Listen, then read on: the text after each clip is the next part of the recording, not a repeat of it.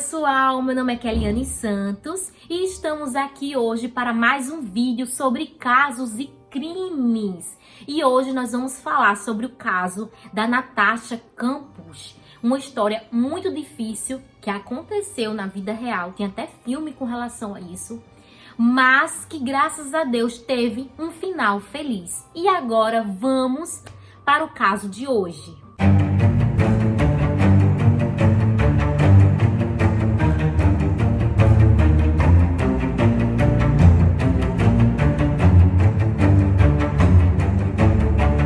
Natasha Campos nasceu em Viena, na Áustria, no dia 17 de fevereiro de 1988. Durante a sua infância, ela não teve assim uma relação tão boa com a sua mãe. Sua mãe era uma mulher um pouco mais, como é que eu posso dizer, fria, né? Não dava tanto carinho, tanto atenção que ela precisava como filha e como ela via, né, as suas coleguinhas com relação às mães dela. Então ela sentia falta daquilo. Acabou fazendo com que ela se tornasse uma menina um pouco mais retraída, mais tímida. Já com relação ao seu pai, ele era o oposto da mãe dela. Ele era muito alegre, muito divertido, só que ele gostava de beber bastante, de andar em bares, e ele traía a mãe dela, né? E ele acabava levando Natasha para esses bares, para esses lugares, o que a mãe dela odiava, né? Não gostava que isso acontecesse, com razão. Quando Natasha fez 5 anos de idade, com essa situação toda dentro de casa, questão de problemas financeiros também, eles acabaram se separando. E ele foi morar em uma outra cidade.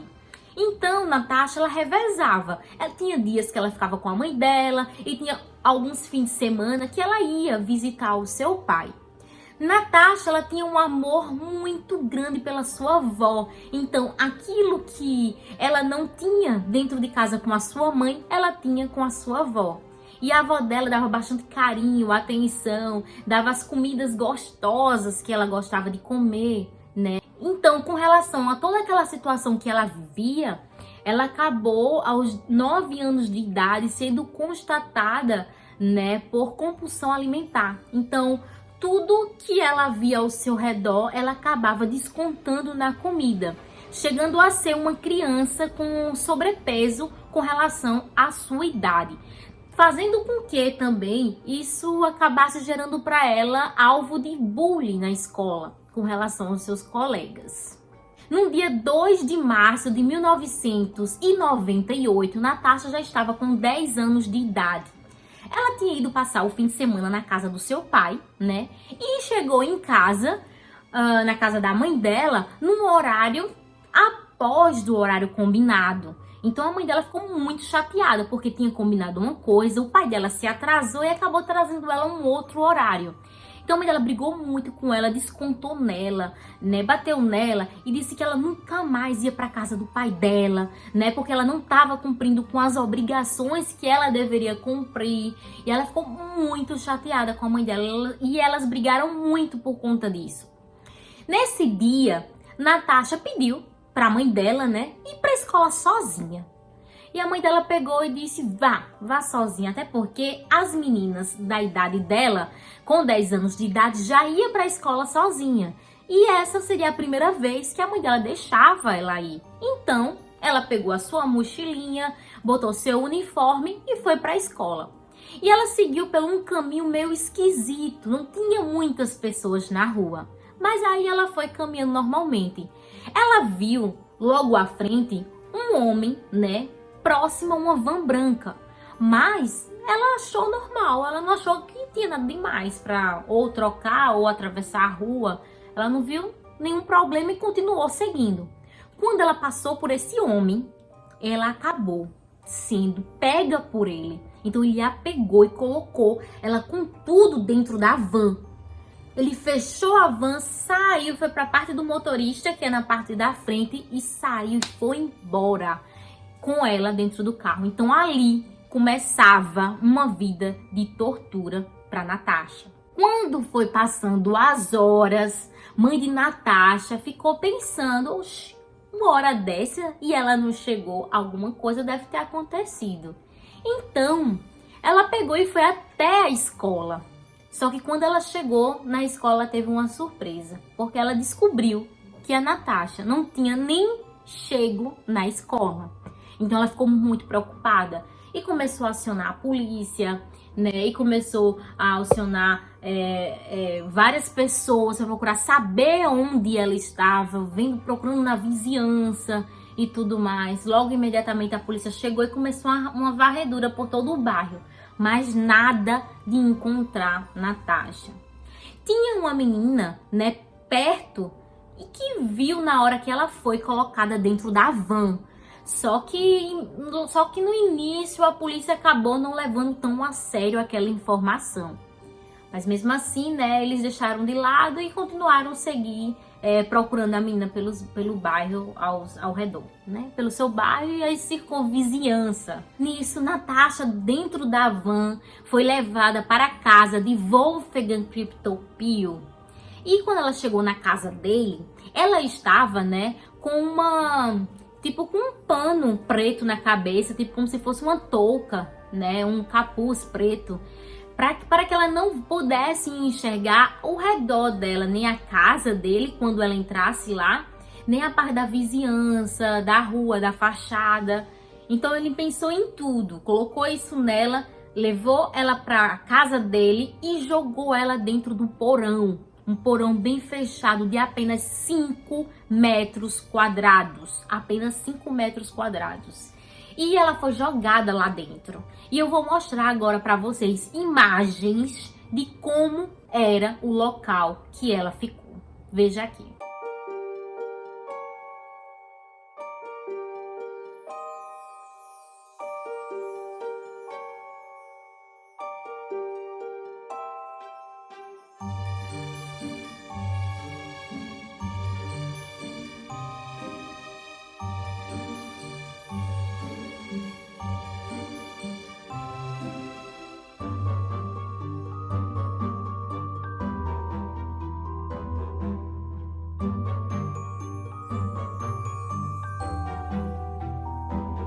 Durante boa parte, né, do tempo em que ela ficou lá, logo no início, ela não podia de jeito nenhum sair daquele espaço onde ela estava. Então, se ela tomava banho, era naquela pia, se ela escovava os dentes, se ela comia, tudo era ali naquela pia, naquele espaço que ela foi colocada. Então, ela ficou ali por muito tempo. Toda vez que Wolfgang descia, que levava alguma coisa para ela, ele evitava olhar nos olhos dela. E ela chorava muito, ela pedia, ela dizia: me solte, me liberte, deixa eu ir para casa dos meus pais, deixa eu ver minha mãe, eu tô com saudade, eu quero sair daqui. Mas ele pegava e fazia tanta chantagem na cabeça dela, que ele chegou a dizer o seguinte, ele disse assim, que olhe, eu entrei em contato com a sua família, entrei em contato com a sua mãe, falei com eles, e eles falaram que não vai pagar nenhum resgate por você, porque eles não querem saber de você, eles não querem de jeito nenhum, eles estão felizes porque você foi embora. Então, ela acabou ficando muito triste com aquilo tudo que estava acontecendo, e ela lembrou que quando ela saiu de casa para ir para a escola naquele dia, ela tinha realmente brigado com a mãe dela. Então, ela, no fundo, ela pensava que talvez aquilo pudesse ser verdade. E Wolfgang se aproveitou de toda aquela situação e disse assim ainda: eu vou ser obrigado a cuidar de você de agora em diante. Então você vai ficar aqui e eu vou cuidar de você. Que era tudo que ele queria, né? Wolfgang era doente por limpeza. Ele gostava que tudo estivesse impecavelmente limpo. Então ele fazia com que ela sempre arrumasse tudo lá embaixo, deixasse tudo em ordem. Ele queria que ela o chamasse de mestre, mas existiam algumas coisas que ela se recusava a fazer. Então toda vez que ela se recusava a fazer alguma coisa, ele batia nela e batia muito. Chegou um momento em que ele não queria mais que ela falasse nada com relação à sua vida passada, ao seu pai, sua família, a escola, e nem com relação ao nome dela. Então o que ele fez? Vamos trocar o seu nome, vamos escolher um nome novo para você. E ela escolheu o nome Bibiane, que era um personagem que ela gostava muito de um livro ou de um filme que ela assistia. Então ela começou, né? Ele começou, na verdade, a chamar ela sempre de Bibiane. Então esse passou a ser o nome dela naquele lugar onde ela se encontrava. Ele era extremamente doente com regras. Então ele colocava várias regras e ela tem que cumprir todas. O momento que ela não cumpria uma delas, ela era bastante castigada. Quando ela fez 14 anos de idade, ela entrou na puberdade. Foi o tempo que começou a descer suas regras. E naquele momento, quando ele percebeu que tinha acontecido isso, ela pediu para que ele a deixasse ela tomar um banho na casa dele, no chuveiro, um banho normal, um banho digno.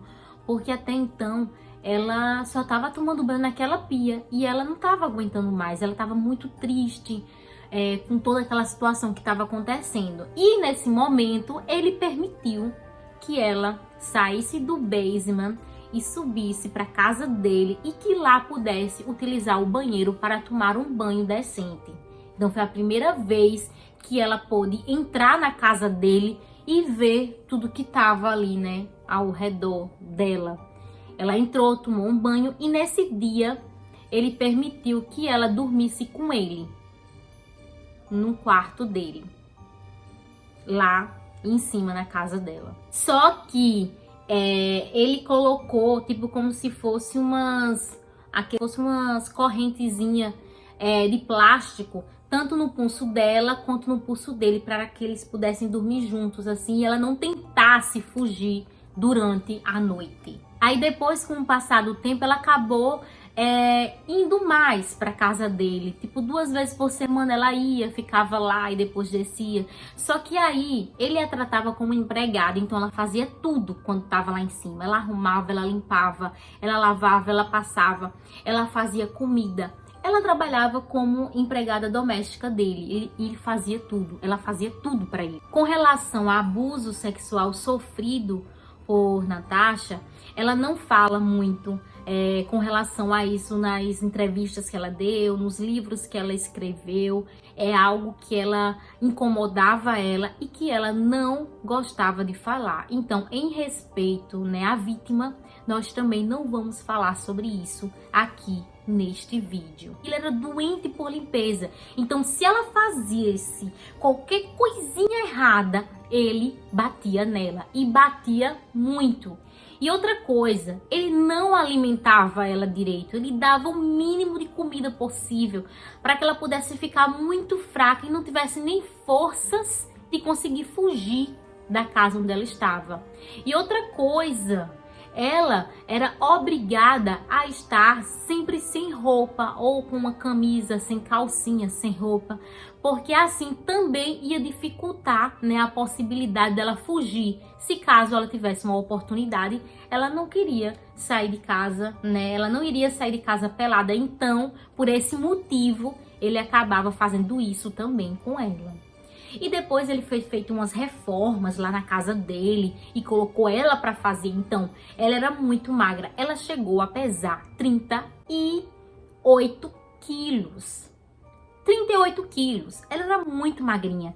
Então, ela pegava coisas muito pesadas de reforma, de saco de cimento, disso e daquilo outro. Ela fazia a parte pior das reformas das coisas que tinha na casa dele para fazer. Ele obrigava a fazer isso. Então, com o passar do tempo, ele foi dando tipo umas certas liberdades para Natasha.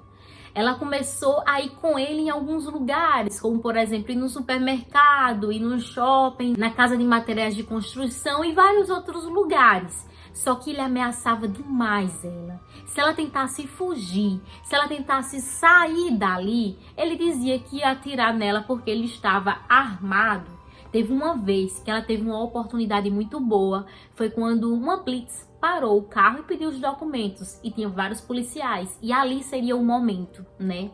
E ela tentou olhar para o policial pedindo a Deus para o policial olhasse nos olhos dela e que ele pudesse entender aquilo que estava acontecendo. Mas infelizmente isso não aconteceu. Eles devolveram o documento e eles seguiram viagem, né, para onde eles estavam indo. Teve uma outra vez também que ela teve uma oportunidade muito boa de tentar fugir. Foi quando ele a levou para esquiar, né? Pela primeira vez, ele a levou para esquiar. E teve um momento que ela pediu pra ir ao banheiro. E no banheiro ele não podia entrar. Ele ameaçou muito. Se você tentar alguma coisa, já sabe, né? Se você tentar alguma coisa. Então ela entrou no banheiro, ficou lá um tempinho e apareceu uma pessoa. E quando apareceu essa pessoa, ela saiu, foi fingir que ia lavar as mãos e falou: eu sou Natasha Campucci, me ajude, me dê um telefone pra eu chamar a polícia. Eu sou Natasha Campucci, me ajude. Só que a pessoa olhou assim pra ela, não entendeu, ficou assim e saiu. A pessoa era de um outro país, falava uma outra língua e não estava entendendo nada do que ela estava falando. E daí ela saiu muito triste e voltou para as mãos do seu abusador. Natasha, lá no basement, ela escondia tipo um diário. E nesse diário, ela contava tudo que ela passava na questão de sofrimento. Então, escrevia, né? Hoje eu recebi tantos chutes. Hoje ele me deu um soco que eu tive náuseas, que quase desmaiei. Porque ele batia demais nela. Por tudo ele batia nela. E ela era tão magrinha, tão magrinha. Teve uma determinada situação que ela foi fazer alguma coisa lá na parte da construção e ela usou uma máquina errada, da qual ela deveria usar. E ele pegou um saco de cimento e jogou nela com tudo, que ela caiu no chão. Para vocês terem uma ideia, ele era muito bruto com ela. Durante esse período que ela estava na casa dele, ela tentou suicídio pelo menos umas 3 vezes. Tentou se enforcar com roupas, tentou colocar fogo lá no basement onde ela estava e entre outras coisas para tentar tirar a própria vida, porque naquele momento ela só pensava que aquela situação não iria acabar e a única forma de acabar era tirando a própria vida. E agora, antes de ir para o desfecho final dessa história, como ela se libertou e como ela está hoje em dia, eu gostaria que você confirmasse aí se por um acaso você é inscrito nesse canal. Porque se você não for, por favor, se inscreva, curta, compartilhe, todas essas coisas que vocês já sabem. Porque assim vai estar me ajudando muito e incentivando a estar trazendo cada vez mais casos como esses aqui para vocês. E agora vamos para o desfecho. No dia 23 de agosto de 2016, Natasha, ela já estava com 18 anos de idade. Nesse dia, Wolfgang pediu para que ela pudesse, né, aspirar o carro dele, a van dele, porque ele queria colocar ela para vender. A van não queria mais ela. Então, ela pegou o aspirador de pó e foi fazer imediatamente aquilo que ele pediu, né? Ai dela se não fizesse. Aí ela pegou e foi lá aspirar o carro e tudo direitinho. E o aspirador de pó faz muito barulho, muito barulho. E ele tava do lado, olhando tudo que ela tava fazendo e tal. Só que, de repente, o telefone dele tocou. Quando o telefone dele tocou, era alguma coisa de trabalho importante. E ele pegou e foi atender um pouco mais para dentro de casa. Naquele momento, ela percebeu que não estava com ele, que ele tinha entrado. E ela olhou para o portão e viu que o portão estava aberto. Então, naquele momento, ela viu: essa é a oportunidade que eu estava esperando para poder conseguir fugir daqui. Então ela foi muito esperta, muito esperta. Ela deixou, né, o aspirador ligado, fazendo todo aquele barulhão. E quando ela olhou que viu que não estava, né, no campo de visão dele, ela saiu. Ela abriu o portão e saiu correndo, e correu. Quando chegou mais ou menos na metade, assim, em um determinado local, ela encontrou um casal. E pediu o telefone para poder ligar para a polícia, dizendo: eu sou Natasha Campucci, eu quero um telefone para ligar para a polícia. E o pessoal foi dizer: eita, tô sem telefone, eu saí, vim rápido aqui, tô sem telefone. Eles não foram tão atenciosos, não ligaram para o que ele estava falando. Mesmo assim, ela saiu correndo. E pulou cercas, e apertava a campainha na casa de algumas pessoas e não tinha ninguém. E depois ela começou a pular aquelas cercas vivas, né, que são os jardins, né, com plantas. E até que ela chegou na casa de uma senhorinha muito chata, por sinal. E ela falou: senhora, eu sou Natasha Campucci, ligue pra polícia, eu preciso falar com a polícia. Aí a senhorinha: oxe, menina, o que é isso? Vá, senta ali, eu vou ligar. Agora cuidado, não pise na minha grama não.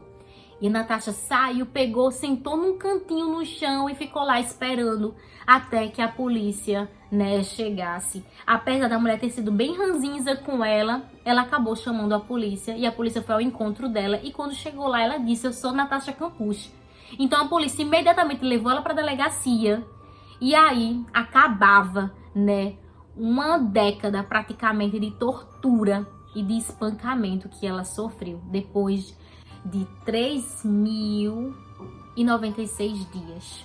Então os policiais ligaram para a família, para os pais dela e eles foram lá ao encontro dela. Então foi aquela alegria, foi aquele chororô, aquele reencontro emocionante, né? Então ela ficou muito feliz para encontrar os seus pais, sua família, muito mesmo.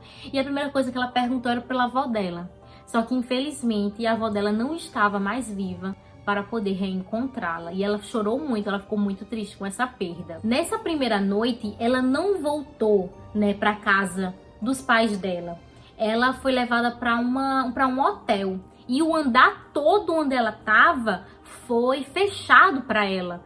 E tinha muita gente ao redor, era policial, era repórter, era muita gente querendo saber o que aconteceu durante todo esse tempo que ela ficou, né, aprisionada e tudo mais. Então era muita gente, então ela ficou muito encurralada assim pelas pessoas. Depois ela foi para casa da mãe dela, mas ficou pouco tempo, ela preferiu morar sozinha. E até hoje ela mora no centro de Viena, né? Ela mora sozinha até hoje. Ela tinha passado o endereço de Wolfgang para os policiais. Só que quando os policiais chegaram lá, ele não estava lá. Logo depois, né, no mesmo dia, mais perto da noite, foi descoberto que ele se atirou em frente a um trem. Ele se deitou no trilho e o trem passou por cima e ele veio a falecer no mesmo dia. E era uma coisa que ele falava muito para Natasha. Ele falava assim, que se um dia ela tentasse fugir, ele ia se matar. E ele cumpriu. E que ela saiu do cativeiro, ela não soube notícias de Wolfgang. Só no outro dia foi que contaram para ela o que havia acontecido. E ela chorou muito. Ela chorou desesperadamente por um determinado período de tempo. Mas depois ela falou que naquele momento ela se sentia definitivamente livre. Só que, pela forma como ela falava, algumas pessoas pensou que talvez que ela sofria da crise de Estocolmo, que é quando, né, a pessoa acaba se apaixonando pelo seu abusador.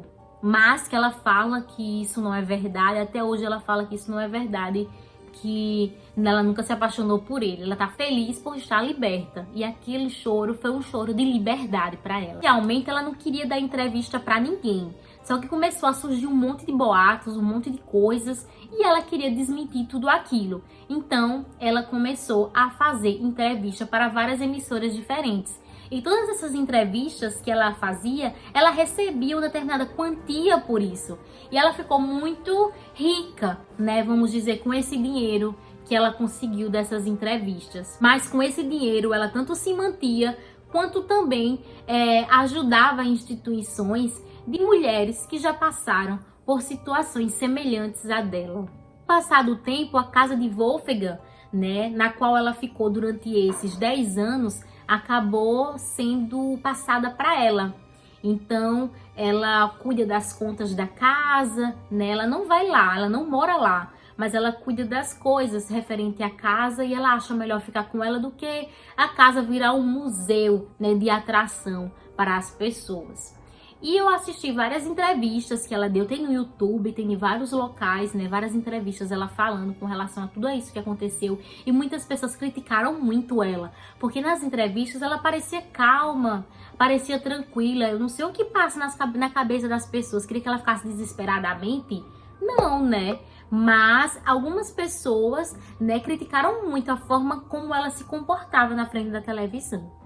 Então, isso foi um dos fatores questionados por muitas pessoas. Hoje, ela já tem 3 livros. O mais famoso é o 3.096 Dias, que é um livro que ela conta tanto a vida dela antes quanto durante o tempo dela lá dentro do cativeiro. E depois ela fez mais 2 livros, um relatando a vida dela após tudo o que aconteceu. E o último livro é relatando coisas que as pessoas falam dela. E até hoje ela passa por psicólogos, passa por bastante tratamento para tentar enfrentar e lidar com tudo aquilo que ela passou, mas que não deixa de ser um final feliz, porque ela conseguiu sair com vida e tá tentando viver a vida dela da melhor forma possível. Então, esse é o caso de hoje. Muito obrigada por você ter chegado até aqui. Até uma próxima e tchau, tchau!